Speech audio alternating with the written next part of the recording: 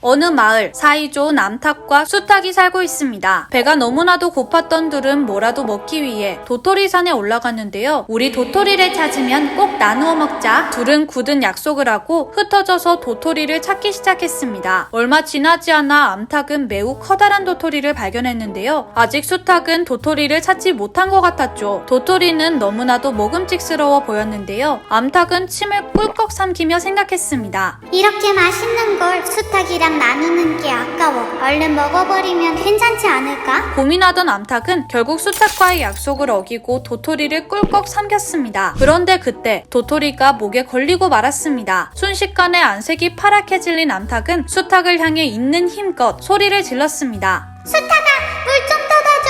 커다란 도토리가 목에 걸렸어. 깜짝 놀란 수탉은 얼른 강가로 뛰어가서 말했습니다. 쇳물아, 내게 물을 좀 줄래? 암탉이 커다란 도토리를 삼켰어. 이러다 숨이 막혀 죽을 것 같아. 하지만 수탉의 이야기를 들은 쇳물이 느긋하게 대답했습니다. 먼저 새색시에게 가서 빨간 비단을 달라고 하렴. 그 말을 들은 수탉은 새색시에게 뛰어가서 상황 설명을 하곤 비단을 달라고 부탁했는데요. 그러자 새색시가 아무렇지 않다는 듯 이야기했습니다. 내 비단을 가지고 싶다면 먼저 버드나무 가지에 걸려있는 화환을 가져다 주렴. 암탉의 생명이 달린 문제였음에도 모두 수탉에게 부탁하기만 했는데요. 하지만 수탉은 그들의 부탁을 들어줄 수밖에 없었습니다. 암탉이 무사해야 할 텐데. 수탉은 깊은 걱정을 안고 버드나무가 있는 곳으로 향했습니다. 버드나무 가지에는 새색시가 이야기했던 것처럼 화환이 걸려 있었죠. 수탉은 화환을 새색시에게 얼른 전달해 주었습니다. 그러자 새색시는 기뻐하며 빨간 비단을 건넸고 수탉은 빨간 비단을 샘물에게 갖다 주었는데요. 결국 물을 받아든 수탉은 불이 나게 암탉에게로 달려갔습니다. 하지만 안타깝게도 그땐 이미 너무 늦은 뒤였습니다. 암탉은 더 이상 숨을 쉬지 않았고 움직임도 없었는데요. 이를 본 수탉은 암탉을 끌어안고는 눈물을 펑펑 흘렸습니다. 수탉의 애처로운 울음에 몰려온 동물들은 암탉의 죽음을 함께 슬퍼했습니다. 이대로 암탉을 두고 갈 순 없었던 수탉은 양지 바른 곳에 암탉을 묻어주기로 결심했습니다. 하지만 그러기 위해선 암탉을 태울 만한 무언가가 필요했는데요. 암탉을 옮길 방법에 대해 고민하던 중 생쥐 6마리가 나타났습니다. 수탉아, 마차가 필요할 것 같은데 우리가 만들어줄게. 생쥐들은 빠른 속도로 마차를 만들기 시작했고 얼마 지나지 않아 마차가 완성되었죠. 생쥐들은 나서서 수탉에게 다시 한번 도움을 주기로 하는데요. 우리가 마차를 끌어줄게. 암탉을 좋은 곳에 묻어주자. 착한 생쥐들 덕에 수탉은 앞칸에 암탉을 싣고 길을 떠날 수 있었습니다. 수탉은 가는 길에 여우를 만나게 되었습니다. 여우는 수탉 일행이 어디로 가는지 궁금해했는데요. 암탉을 묻어주러 간다는 수탉의 말에 여우는 조심스럽게 물었습니다. 나도 같이 가도 돼?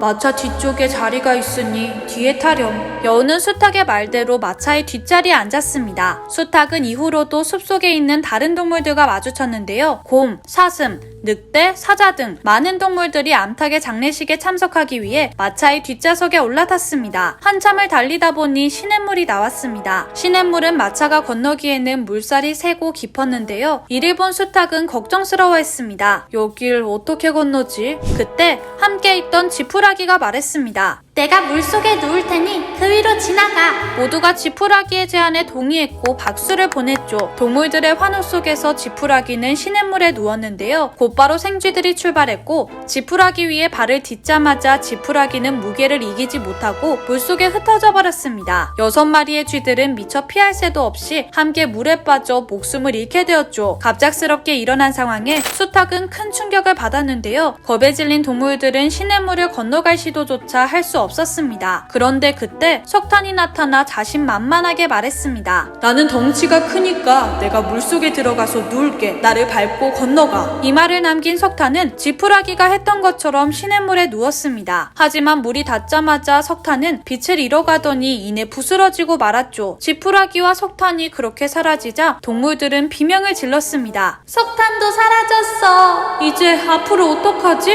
혼란스러운 상황인 가운데 상황을 지켜보던 돌멩이가 나섰습니다. 내가 누워볼게. 물속에 엎드리면 징검다리처럼 될 거야. 곧바로 돌멩이는 물속에 엎드렸고 고민하던 수탉은 돌멩이의 말을 믿고 마차를 몰았죠. 다행히 어느 누구도 다치지 않고 냇물을 건널 수 있었는데요. 무사히 건너편에 이르자 수탉은 먼저 앞자리에 있는 죽은 암탉을 땅에 내려놓았습니다. 하지만 그때 무게가 뒤로 갑자기 쏠리면서 마차가 기울기 시작했는데요. 마차는 손 쓸 틈도 없이 빠른 속도로 뒤로 넘어가 버렸습니다. 강한 물살 탓에 동물들은 전부 떠내려갔고 물에 빠져 죽고 말았습니다. 결국 수탉 혼자 살아남게 되었습니다. 앞에는 죽은 암탉만이 누워 있었죠. 모두를 잃은 수탉은 더 이상 살아나갈 힘이 없었는데요. 거듭된 비극에 수탉은 이미 제정신이 아니었습니다. 나 때문에 동물들이 다 물속으로...